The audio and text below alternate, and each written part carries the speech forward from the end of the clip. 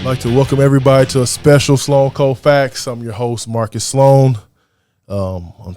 Unfortunately, the vivacious other host, Brandy Sloan, is not here today, but we got a special guest in the building, a guy I've been knowing, I'm 40 now, 24, 25 years.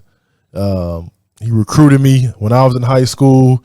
He still looks the same, hadn't aged. It's the Rodney Terry, the head men's basketball coach at Texas. A lot of people, including myself, affectionately refer to him as RT. Coach Terry, thank you for joining Sloan Cold Facts today, brother. How you doing? I'm doing great today, man. Hey, I appreciate you having me. When you start throwing those years out there, man, you start making you feel like you're old. You know, I was telling Coach Matson on the way over here, man, remember watching you play as a high school kid and, trying to recruit you at Wilmington at the time. And, TCU, Mountain West, I believe at that time. Well, no, that time with Conference USA. Conference USA. They were, yep. And then went to Mountain West. Correct. Went Mountain West. Yes. Yep. But nevertheless, recruited Texas hard and really cut my teeth really hard trying to get guys above our league. Yep. Which is what you have to do if you want to win the league. Yes. We were in the Colonial at the time at UNC Wilmington. And before we finished up, we had 7 guys from Texas. I remember that. And it's funny, man, because back in the day, as you know, Coach, like getting letters were a big deal. If you got, not just letters, a handwritten letter, it was a very big deal as a player. That's right. Right. And so I just remember I kind of joke with Buzz Williams about this too, but you two guys were the first schools that I got letters from that was handwritten letters. And ironically, Buzz was at Northwestern State, and he wrote in green pen.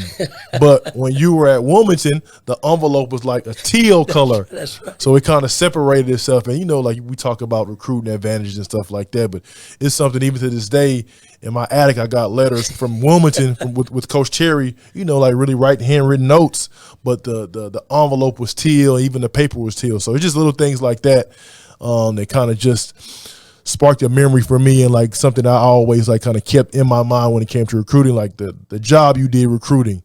And if I'm not mistaken, Coach, that year you signed a kid from Houston that year, a big kid. We ended up signing a kid named Tim Mays who was in the top 5 in the state. Yep, I remember Tim. Tim was a good player. Was he at a Heritage Christian? He was a Heritage Christian, played for Jerome Tate. Right, absolutely. That's right. That's going back, man. I'm telling you there, right? Everybody remember Jerome being at Baylor for, almost 20 years. But he was a good high school coach at Cleveland Heritage High School and had really good players. They did. Vaughn Waper before that. He did, yep. It was Tim Mays, Vaughn Wafer, Cedric Hensley. The kid scored 100 points. Elijah Miller. Pompey played for him over there, A&M.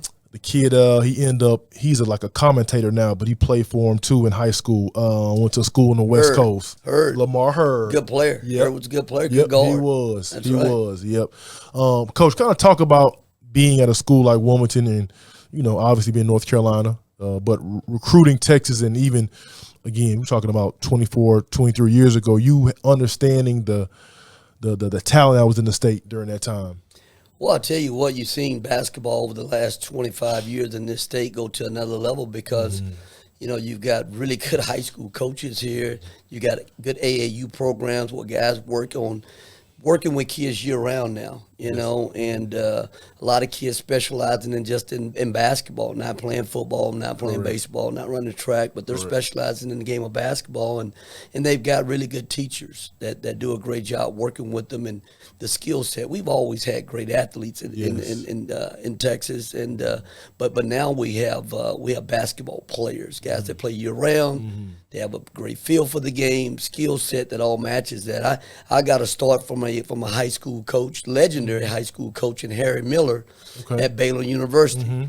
I wasn't on the road. Billy Gillespie was the top assistant on that staff, but my role on that staff was on campus recruiting. And what year is this, Coach? Oh man, you start dating yourself again now. You're talking about 1996 to 2000. So you're talking about our coach Roderick Miller and Brian Skinner. Brian Skinner went on and played 11, 12 years in the NBA. His daughter's a really good player right now at volleyball player at Texas. Absolutely. But Brian was a great player at Baylor for us. But in that role, I got a chance to run camps. I got a chance to hire high school coaches to come in and work our camps. I got a chance to do a newsletter that I got a chance to send out. We called it Bear Talk. And we sent it out to 1,400 schools. And I wasn't on the road, so it wasn't visible to see me, but you knew my name. Correct. Because I was able to get that. No. And Coach, you say that. I remember Baylor used to have. They had an elite camp. I will never forget this. It was the summer of 1999, and so John Uri, my AAU coach, he drove us to Waco, and so when we got there, like we saw so many players, Bracy Wright, and, that's right.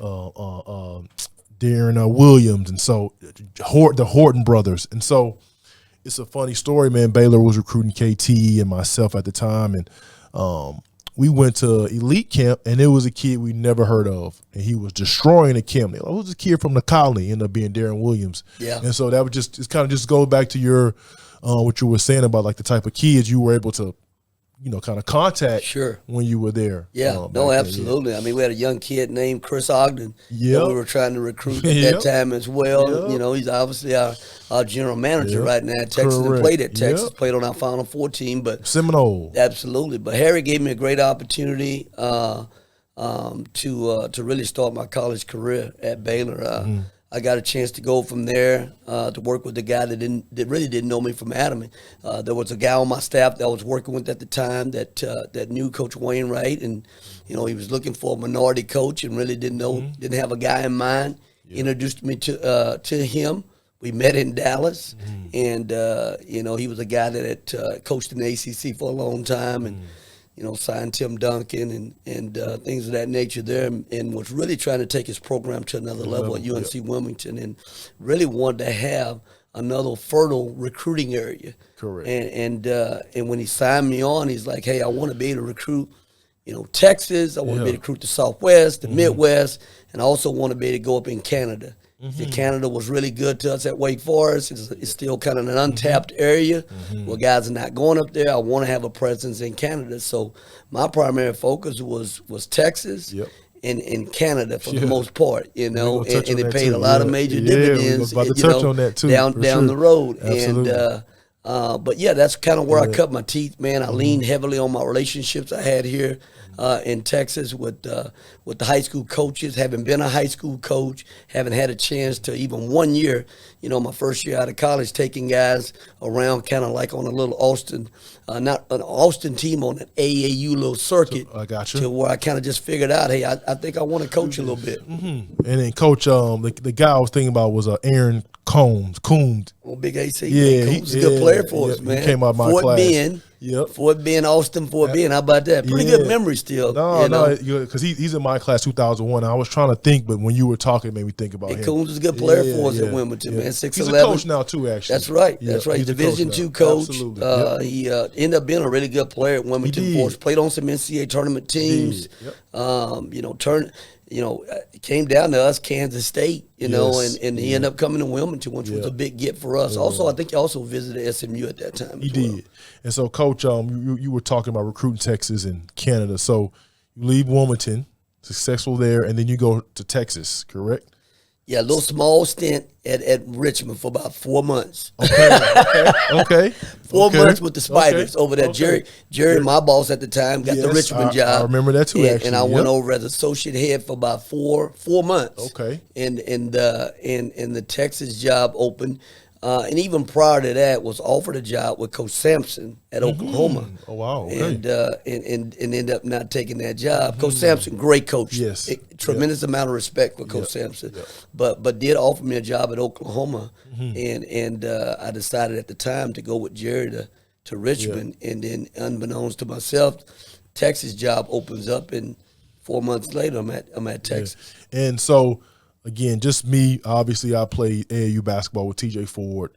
I had a good relationship with Coach Rob Lanier, who was at the time was assistant coach.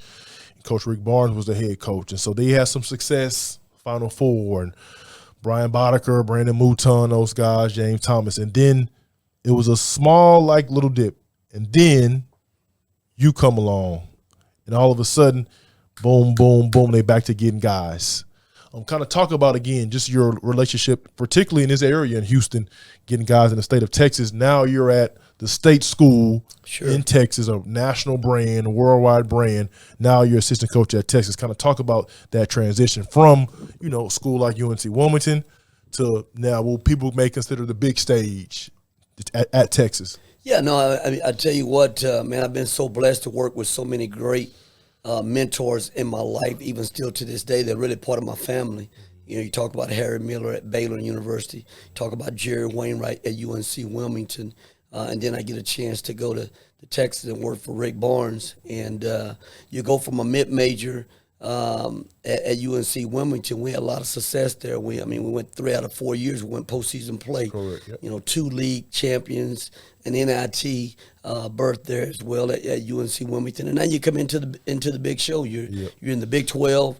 I'd coached in the Big 12 the first 2 years of the Big 12 at Baylor, but now you're at Texas, and you know, you're getting a chance to obviously try to, you know, get the best guys in the state of Texas to want to play at Texas.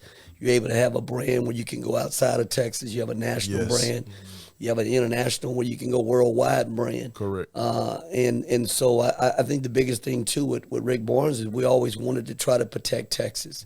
We wanted the best guys in the state of Texas to play at Texas, and then we worked our way out in terms of needs and opportunities. But Rob, you alluded to the fact that Rob Lanier was there previously and had really kind of laid a good foundation. Frank Haight was also there. Yes, he was. As well. You know, prior to Rob being there. And we got a chance to coach T.J. Ford. T.J. Ford was a guy, my first year at Texas, I got a chance to coach and was a part of that Final Four team. And you talk about T.J., you know, he's one of those guys that really made it cool for the top guys to stay home. Absolutely. I mean, TJ could have went anywhere in the country, you know, and but he had a mom and dad, you know, and Miss Mary Ford and Pop, you know, and they had a whole different vision in terms of, hey, you know what, I want to see my baby play, and he's going to be on the main stage. He's going to get everything that he can get at North Carolina, at Louisville, Arizona, right here, right up the road, and we can be a part of his journey, Correct. And his experience in college. You know, we won't have the opportunity of making that choice at the next level. You know, he ended up being in Milwaukee, you know, and things of that nature. But we do have a choice this time around. But he made it cool for guys like LaMarcus. He made it cool for guys like, Daniel you know, Gibson. really at the end of the day, Daniel Gibson, you know, Kendrick Perkins at the end of the day. Perk ended up going to Memphis, man. But we were right there. We did a home visit with Butte, and we were trying to see if we could figure that situation out over there. And but Perk liked TJ, you know, and all the guys looked up to TJ. TJ was kind of the Pied Piper, you know, and everything. But he was a trailblazer, you know, and made it cool for us to get indoors of other top players in the state of Texas. And Coach, talk about some of the guys you recruited during your first stop at Texas. I'll tell you what, my first recruiting opportunities at Texas. We had Kendrick Perkins, who was one of the top players in the state. We had Indy Eby, was one of the top players in the state. Really good player. And we had Cartier Martin. So they were top 3 players in the state, 2003 right? class, Top three guys in the state, right? Absolutely. You know, and Frank's recruiting Indy really hard.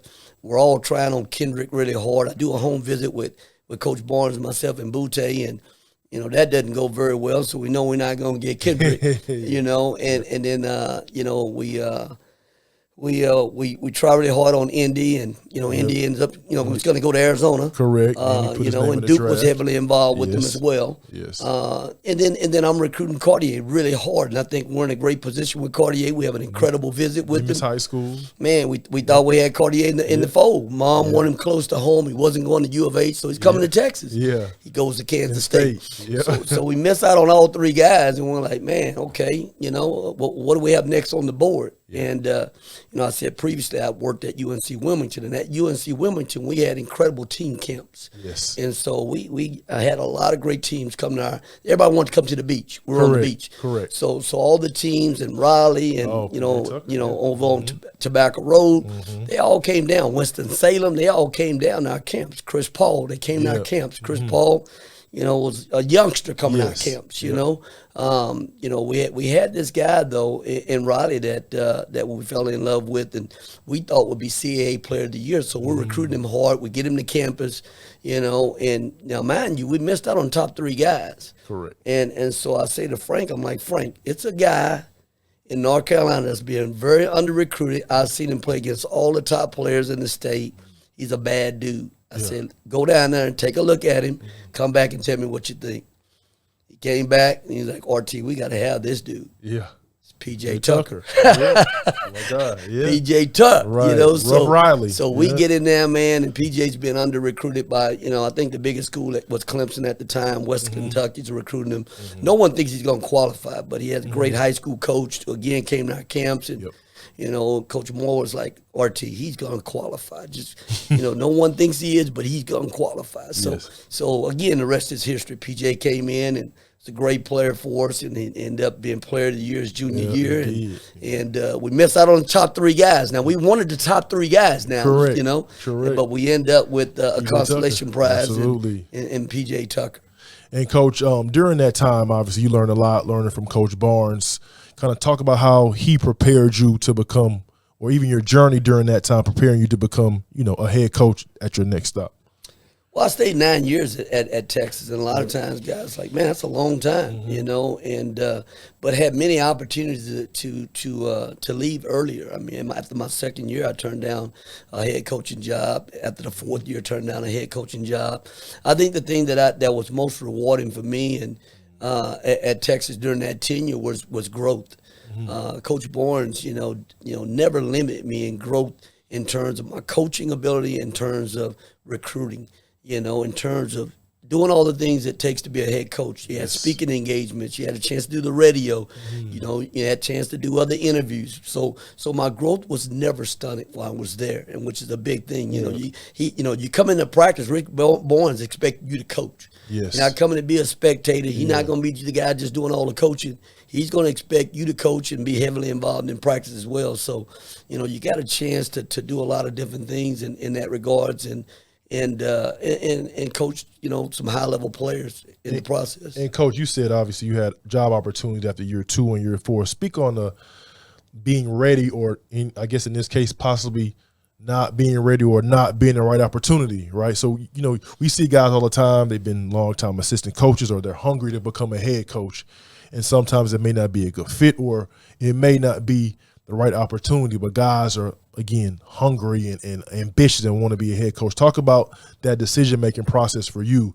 deciding, hey, these jobs are, it's not quite, maybe I'm not ready, maybe it's not the right fit. I think time is everything. I really do, and I think I think there comes a time in your career too where, again, I think you have to put in the hands of the Lord and lean on your faith in terms of where you really are not only going to be, but where you're heading in the future. You know, in our mind, we think we should be over here, we should be over there, we should be doing this. You know, but if you really lean into your faith, man, and you put it in His hands and say, Lord, just put me where I need to be, and I know it's going to be the right situation for you, all that takes care of itself. It really does. And you know, I always say this to our guys all the time: all you want is an opportunity in life. But not only the opportunity, are you prepared for that opportunity? Yes. You know, are you ready to excel at that opportunity in terms of, hey, I want to be a head coach. Hey, I want to be a top assistant coach. You know, have I done the work to put myself in a position to be prepared for that opportunity? And I think, again, being at Texas, Rick gave me, you know, so much experience at doing so many different things in terms of the hats that I got a chance to wear with him. I was more than prepared for an opportunity to be a head coach, and that ended up being out at Fresno State on the West Coast, where I knew no one at the time. But if you're a people person, you could go to Alaska and be a head coach, you know, and be able to recruit people. So, again, that's a good transition, Coach. So now you were at Texas for 9 years. Now you get an opportunity to become the head coach at Fresno State. Tradition, they had Tark and Skip to Malou and Chris Herron and those guys a few years before. Again, now you feel like you're prepared. Talk about your initial stop as a head coach and like that journey as far as, you know, now it's a whole different mindset. Now you're in the first chair. Now, you know, responsibilities on you. And I think, again, I think you lean back on your experience. I think, you know, having had those 9 years at Texas, we did quite a bit at Texas. The standards were raised pretty high. They were. You know, we did everything except win a national championship. Went to Final Fours. We went to a Final Four. We should have went to a couple Final Fours, but went to one, and two Elite Eights. You know, and I think that was a stretch where we had almost 4 or 5 straight Sweet 16s. Absolutely. But a very high level of success there. I think when I had a chance to embark on the job at Fresno State, I knew it was going to be a rebuild. Where you were going to have to come in and build a program. They had done a pretty good job with the academic piece and trying to restore that, but the talent level was very low. In a tough league at the time. In a tough league. I mean, we the first year we were there in the WAC. Yep. We knew we were heading to the Mountain West, which was a step up in terms of what we needed to get talent wise. So, the infrastructure of building a program is really, really hard. It's not easy, man. It's an everyday grind.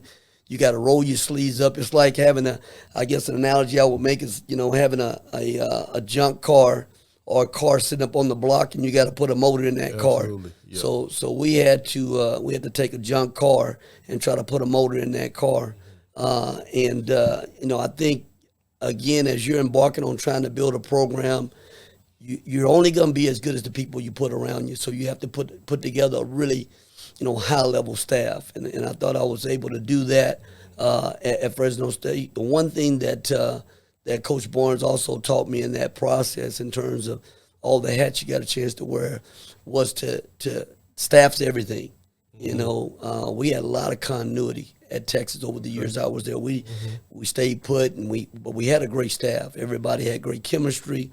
Anytime you're able to have great chemistry as a staff, it carries over to your team. Right. And I thought we were able to put together a really good staff at Fresno State. As I got the job, Coach Tark was still in pretty decent health at that time. He reached out to me, and he's a living legend in Fresno. They love Tark in Fresno. Right. And so we got a chance to, he's like, hey, Coach, I want to meet with you and your staff at my favorite place. His favorite place was a place called the Elbow Room in Fresno, California. So we got a chance to go over, and for 2 hours we sat with Tark and just talked basketball. We talked Fresno State basketball. We talked his memories way back at Long Beach State against Coach Wooden, in his career at UNLV. Tark was an incredible storyteller.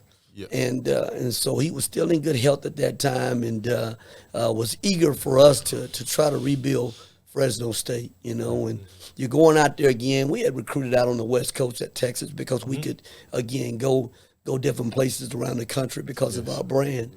But I still needed to develop some really good relationships out there, and we were able to develop some really good relationships with AAU programs that trusted us with their guys, and really helped us get that thing built to a pretty good level, to where we were able to win the league, go to the NCAA tournament. And one guy in particular that really fed our program at a high level, and I have a tremendous relationship with him to this day, is Ato, Compton Magic. We had about 6 or 7 Compton Magic players on Fresno State, and really helped elevate our program to another level. And again, it's all about relationships. As I get to Texas, first call I'll make is to Atope, and he has Timmy Allen. Yep.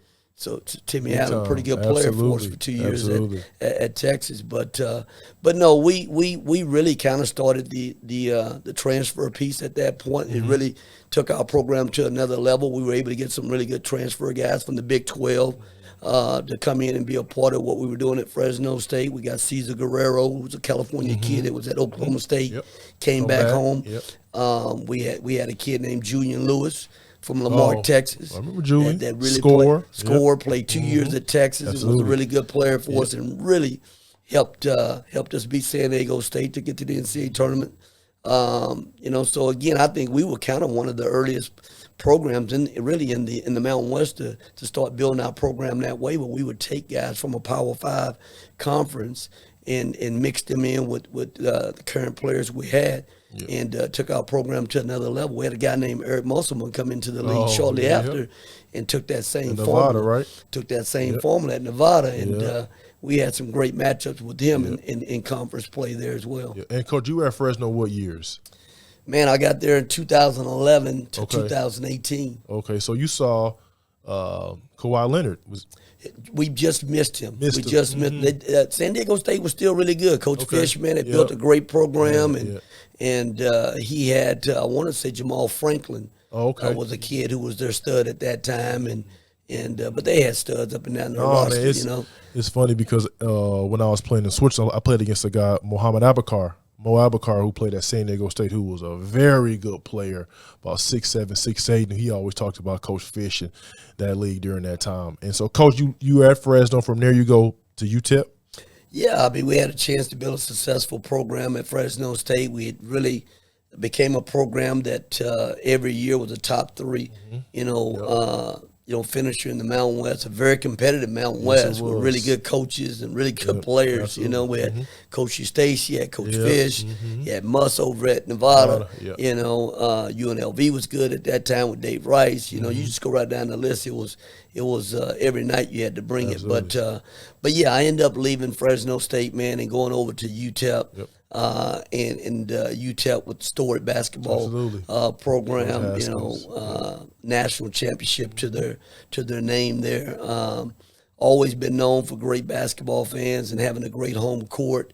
And I feel like again the timing was right for me to leave, and the opportunity presented itself there, and I was excited about the chance to be the head coach there.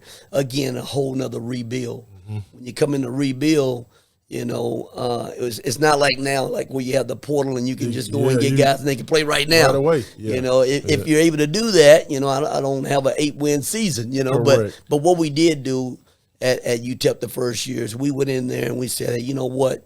We know the magic formula that we had over at Fresno State and how we elevated the program over the years. We want to do that faster at UTEP. So we went in and we took 5 transfers, really good transfer players, but they couldn't play. So they had to sit. We had the best scouting team in the country. Sule Boom, who was first team All Big East. Bryson Williams, first team All Big 12 at Texas Tech. Just to name a couple guys there. But we had really good players that were sitting out, and we had to bite the bullet that year. We played freshmen. Nigel Hawkins was a freshman on our team. FEODG was a freshman that played significant minutes. But they were freshmen. Young. And they had to play. And we went through some growing pains with those young fellas, man. And but we knew the following year, not only would those young fellas have the experience, they would also have some older, proven guys ready to play. Right. But had those guys been able to play from day one, you're probably sitting there with without question a winning record leaving UTEP, not even close. But because of that, again, it's all in how you wanted to build the program. And I saw that. I signed a 5-year contract. I said, hey, you know what? In year 2, we're going to be really good. In year 1, we're going to build the culture. We're going to learn to play extremely hard. The scout guys, who are going to be probably my main guys the following year, are going to have a year to get better in our program. It benefited those guys. Bryson Williams got a 6-year. Sule Boom, who we had to beat in the in the Elite 8 game at Xavier, got a 6-year, and stuff. So they got a chance. Both of those guys, 2,000-point scores in college. That's big time, and Coach, pretty good players. You mentioned rebuild, and this is a transition to my next point. I was recruited to TCU. Billy Tubbs coached my freshman year. Then Coach Tubbs resigned, and Neil Doherty came in. So, Coach Doherty came from Kansas Story program, recruited Paul Pierce and Rafe LaFrance and those guys. And he came into TCU my sophomore year. And very similar to what you're talking about, it was a total rebuild. They had to have a culture change. I think that first year we won like 9 games. And, being a sophomore, being young, you think like Billy Tubbs was one way. Coach comes in from an established program. He has his ways. And so it was difficult at first, but by the time we finished, we ended up winning 23 games 2 years later and NIT quarterfinals. But, Coach was the first African-American head coach at TCU. And so for me, the representation I saw was big. Seeing him every day, being around him every day, you think like, man, if I wanted to get in coaching, like I could do this because I saw it. And so for you, again, being a head coach at Fresno and at UTEP, and even now currently, again, we talk about a worldwide brand like Texas. Again, I always tell people it's the state school, right? What does that mean for you, Coach? Like I always say, representation matters. So for you being, again, head coach at Fresno, UTEP, in this spot, people seeing you, guys who you recruited like myself, a little bit younger, or even younger guys, like when they see, hey, Rodney Terry, he's the head coach at Texas, it helps kids to dream and achieve. And you having this job and having those head jobs, having inspired generations, inspired kids. What's that like for you Talk about the representation. Well, I think one, it makes you feel pretty proud in terms of being, someone's inspiration. I mean, I had a lot of guys that I looked up to in the business as I was coming up. Again, I'm a high school coach, got a chance to coach at 2A level, 5A level, high school basketball in the state of Texas. Got a chance to drive that old yellow bus a little bit, getting that license for that CDL, yellow bus. Hey, man, CDL, you do it all. You wash the uniforms, Yeah. you sweep the floor, so it's 30 years in the making. In terms of preparing yourself for this opportunity, and but you never forget where you came from, Right. in terms of how hard you had to work to get where you were, and you never ever, took it for granted, the experience and the people that help you get where you are, and things of that nature. And so I'm always a person that wants to give back, and I try to instill in our guys how important it is to give back. No one gets anywhere in life without having great faith. And again, having someone help you as well. So, I've been blessed in that regards, but I don't discount any of those experiences I had. Taking that bus back to that bus barn, at midnight, Yes. picking up my car, get my car, Absolutely. washing those uniforms, because I don't want those uniforms to get messed up, because I Correct. ordered those uniforms, and we took a lot of pride in that. Absolutely. And things, but.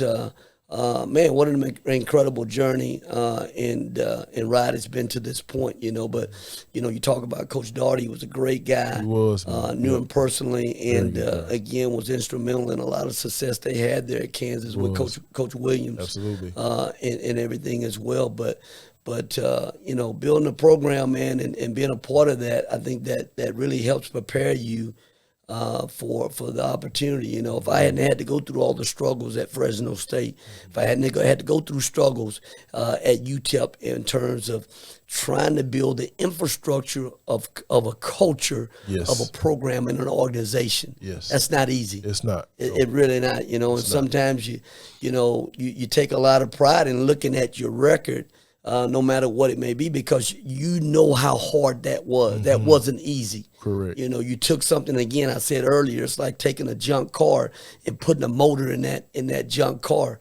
But I was up for the challenge. I was up for the opportunity. You just roll your sleeves up and you go about your business every single day. Now, and you also try to leave it better than you found it. Good point. When I got to Fresno State, and where I left for the NCAA tournament team when I left. Yeah.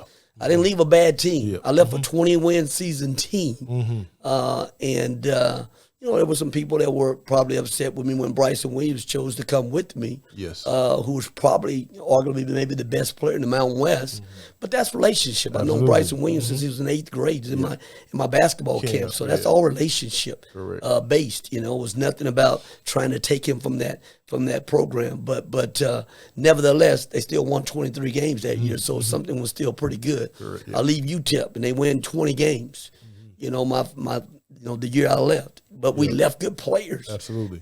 Jamal Bieniemy was, maybe the best point guard you'll have, at that level. Correct. Jamal's He was he's a a heck of player. a player, He was man. a He's player. a He was. Houston product. Absolutely. But JB was a player, He was a man. player. He was. But we left Sule Boom. We left Keontae Kennedy over there. You left some really good players there, man, as well. So, would we have had a breakout year that year? I like to think we would have. Would we have had a great year when I left Fresno? Yep. Yes, but you made it better than when you found it. Correct. And so you take a lot of pride in that, and I'll give Coach Golden a lot of credit too. He always gave me credit for that. He didn't say, hey, look at me, this is what I did this year. No, Coach Terry left me some good players. He not only left me good players in both places, we left cultures there. Correct. The guys knew how hard they had to play. They knew how hard they had to work every single day. So they had a work ethic. Correct. So again, you have to have all of those things in place to have a winning program. Yeah. And Coach, we talk about representation, man. Every time you guys, he's probably gonna pan the camera on Coach. Every time I see Coach, now he got on the freshest fits. I always joke when he got the Cartier glasses on, and he got I call him the Cole Haan King. This is probably 4 or 5 years in a row since I've been doing evaluation and scouting. I see Coach Terry on the road. He one of the freshest guys, a nice rollie on. And ironically, man, what I try to do, even the way I dress, again, the representation for the guys I'm evaluating. I want guys to see me and know, hey, you can dress nice and you can have a nice family and, you could wear nice things and get the job done. And so for you, Coach, I think, again, I mentioned it earlier, you hadn't aged. It's 24, 25 years. You're still in good shape. You still look good. You dress nice. Talk about, again, especially, with today's climate, today's kids, like even representation as far as like your appearance, how important it is for you.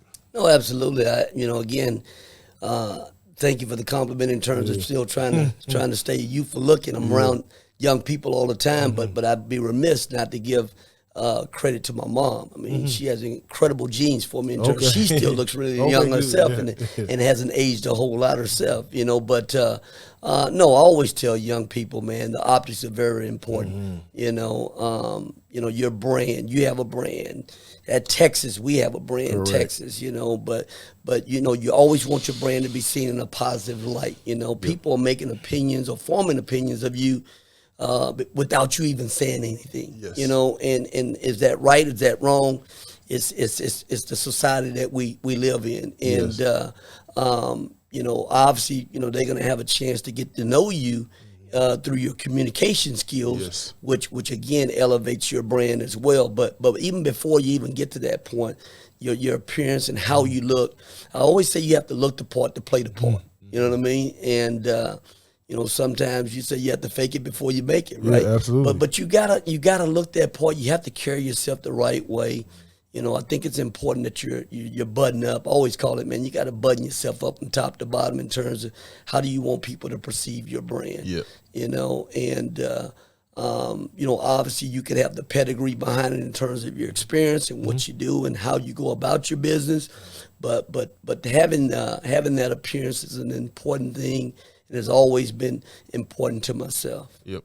Coach, last year, to start the season off, it was kind of rocky for Texas basketball, and again, something we're talking about now. I think throughout your career, when people see you and they get to know you, they understand what you're about. They learn what you're about. And I think last year it showed that, actually, even more so, right? You guys started off rocky, and then you become the interim head coach at Texas, and it's like you guys don't miss a beat. And again, I attribute that to obviously who you are as a person first, but the thing you talked about, the 30-year experience, kind of getting that situation, like leading those guys. I always tell people, like Coach Rodney Terry, he's a leader of young men. There are a lot of good basketball coaches across the country, but very few like real leaders of young men. And you showed that last year during that time and taking Texas, further than I'm sure maybe people might not have thought you guys would have gone given the situation. So first, I'm going to give you your flowers for that. And secondly, speak on that, Coach, like that journey last year, becoming interim head coach and leading Texas to where you guys were. No, I thank you for your kind words with that. We had an incredible season last year. It was a great group to work with, a group that we had worked with a number of the guys the previous year. When I took the job at Texas with Coach Beard, again, a lot of respect for him and the type of coach that Chris is, and the culture that we helped establish there at Texas early on. But we really built it on relationships. We really tried to pour into our guys on the court, off the court, whether it be in the offices, whether it be at lunches with guys, whether it be at homes, our guys in our homes. It's all about relationships in order to get young men and teams to buy in. Because that's what you're working on. And sometimes this day and time, as you build year-to-year rosters, because that's what we're building right now, year-to-year rosters, the one thing you're fighting is time and getting guys to be on the same page and to have great chemistry. So we found it very imperative that we got our guys to spend time together as a team, but we also got a chance to really spend time with our guys, take our guys to church, go to church with us. So it's bigger than basketball. Yep. You know what I mean? I mean, obviously, we want to win a lot of games. We want to win a national championship, something we haven't done at Texas, and we're planning on doing sooner than later. But it's about pointing to these young men and preparing them for the game of life. And, Sloan, you know this better than anyone. You pour into a youngster and you invest in him, not just as a basketball player, but as a person. Absolutely. To try to make him be the best version of himself. And to really try to instill, some core values that hopefully he'll lean on and later in life, where he, hopefully has a chance to be a great father, a great provider, and a guy that goes back and gives to his community. It's what you're really trying to do. Teach guys professional habits in the game of life. Absolutely. And if you're able to do that and reach a youngster that way, when it's time for us to get that 50-50 ball, we're going to get that 50-50 ball. We're going to be the first to the floor. Yes, sir. When it's time for me to have a physical block out on the guy, I'm going to get that 50-50 block out, man. Coach got my back. I got his back. He got my back. I think when guys know you're vested in with them, then the buy-in piece for the entire team. And I think that's one thing we were able to do with our group last year. We faced a lot of adversity and some challenges last year, but they knew that not only myself but our entire coaching staff had their back 100%. Yeah, and Coach, you guys are, I tell people this too, it's the toughest league in the country. I think the Big 12 by far. If you look during the conference play, man, it's. I was joking with Jamie Dixon, the coach at TCU, and I think during their schedule last year, they were in Austin, in Waco, Oklahoma State at home, West Virginia at home, like 4 games, and just it always seems like it's murder's row in the Big 12. Just with, like I said, with the league being so tough from top to bottom. Coach, talk about the league and just where do you see not only Texas and where you guys transition to the SEC, but like where do you see yourself and Texas basketball heading into the future? Well, this will be my 13th year in the Big 12. Again, I alluded to the fact earlier I was a part of the first year of the Big 12 at Baylor University. And, there's never been a year where the Big 12, in my opinion, that I've had a chance to be a coach in where it wasn't competitive from top to bottom. Correct. Last year we had a banner year in terms of, arguably the best league in the country. Every night you talked about, the different opponents you had to play. It was a gauntlet. It was.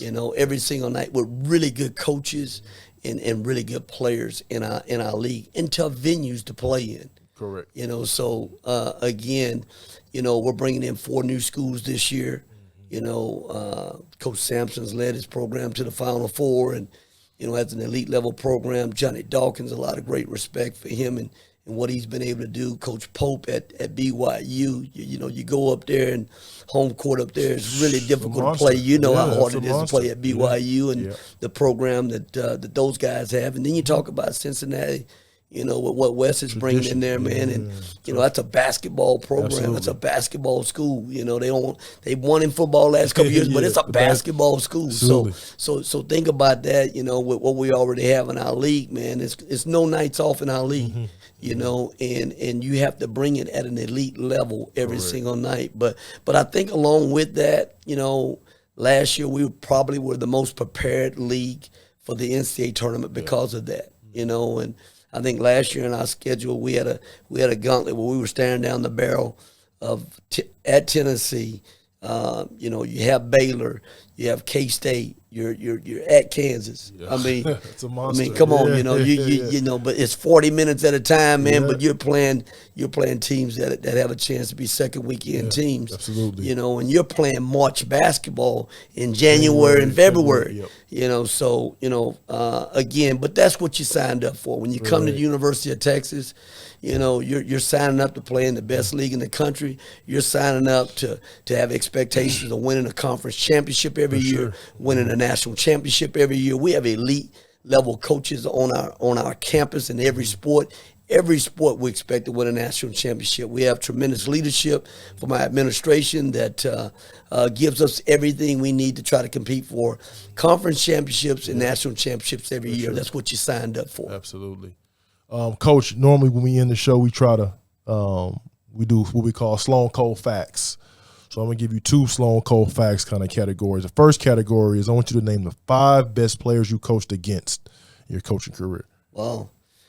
Paul Pierce at Kansas. I thought Paul was really tough. Beasley, K-State. Beasley was a monster at K-State. Was. I thought Chris Paul was a really good player. Carmelo Anthony, you know, he cost us a national championship. Yeah, we lost in the Final Four to Carmelo Anthony. He was a heck of a player. Yeah. And I thought that a guy that really made Oklahoma State tough to deal with was Tony Allen. Oh, okay, yeah. Yes, he was. He changed their whole program. He did. All right, second part of it, coaches. This normally it's a tough one for coaches. The 5 best players you coached. The 5 best players I've coached? Yes. Wow. I don't want to leave anybody out, right? Yeah. Man, you know, I thought Brian Skinner was a guy that, again, you know, incredible guy with physical tools, could run the floor, and, you know, was a guy with a first-round pick. LaMarcus Aldridge, you know, Kevin Durant. You know, you're going to make me leave some guys out. TJ Ford. Now, you know what I'm saying? You're going to make me leave some guys out. They're going to call me and say, Coach, what about me, man? Absolutely. TJ Ford. I love DJ Augustine, you know. So, I mean, you know, but, you know, I could go down the list of our pros we had. No, you know? man, and it's I guess that's a part of kind of how I wanted to end it, Coach. You've really been around some talented guys and some really good, not only guys on the court, but off the court, and around some big-time programs, and you had some big-time victories.